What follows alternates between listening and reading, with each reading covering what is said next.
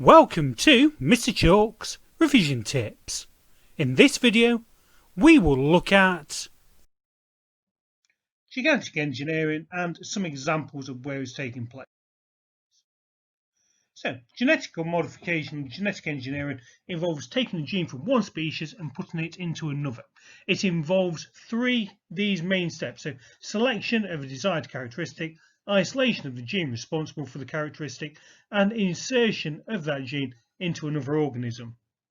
So genetic engineering and genetic modification is a faster way to produce new varieties than selective breeding.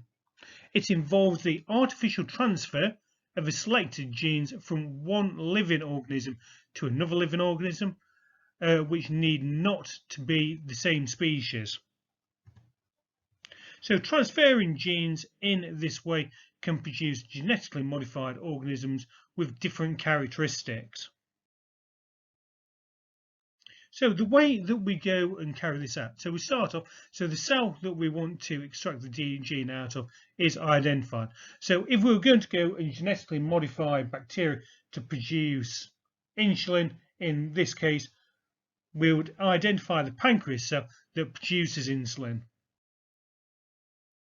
The chromosome or the DNA would then be extracted from the nucleus of that cell.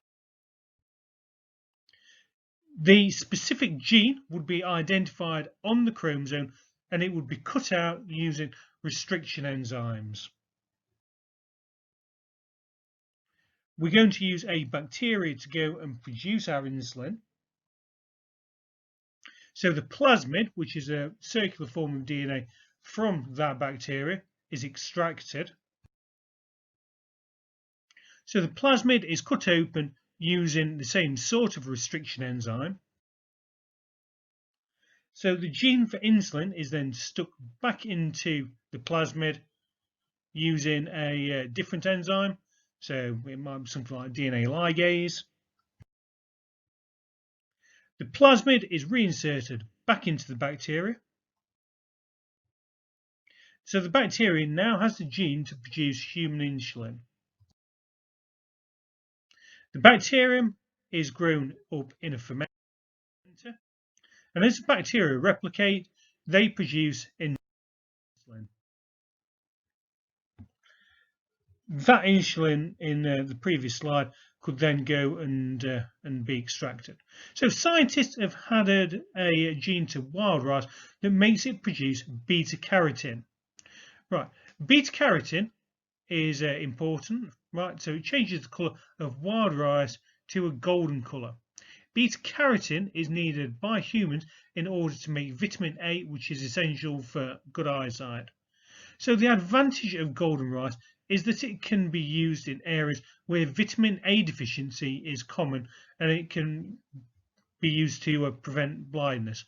So if we were looking at this question, so describe how scientists can transfer the gene to produce vitamin A from carrots into rice.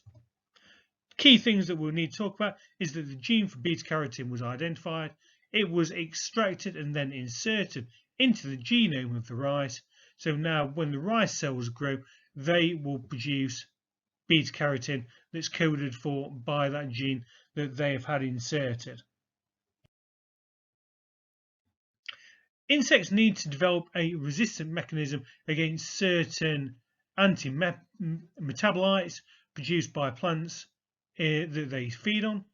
So Bacillus thuringiensis bacteria contain the gene CRY, and it was introduced into plants because that would enable the plant to produce an anti-metabolite to stop insects feeding on it. So we were looking at how scientists transfer the gene from the bacillus to the maize plant. The key things to talk about is that we've identified the gene for antimetabolites, we extract it and insert it into the genome of the plant, and as the plant grows, its cells will now produce those antimetabolites which will stop the insect from feeding on it. So there are many benefits of using genetic engineering. So it's used in agriculture to improve yields, which increase the amount of crops that we produce and makes them more economical. It can cause them to have pest prevention. We can use it in medicine to go and make things like insulin that can be used to treat diabetes. But there are also a few risks. So genetic modification is a lot faster and more effective way of getting results than selective breeding. It improves the crop yields and the quality of crops.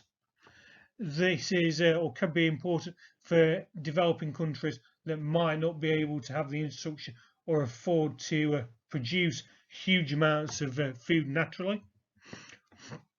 The introduction of herbicide-resistant genes into it, which results in less herbicides having to be used on them.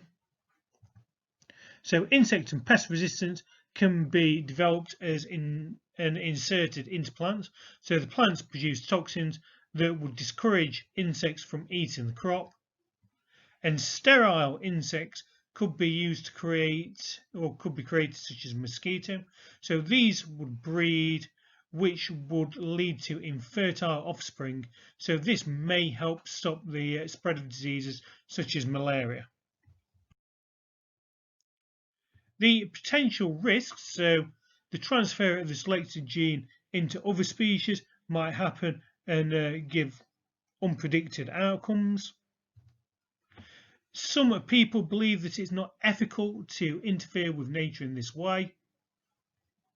Also, some genetically modified crops can be expensive, so not all developing countries can afford them. Genetically modified crops could be harmful to people. GM crops could cause allergic reactions, potentially. And pollen produced by plants could be toxic and harm insects that transfer it between plants. Thanks for watching.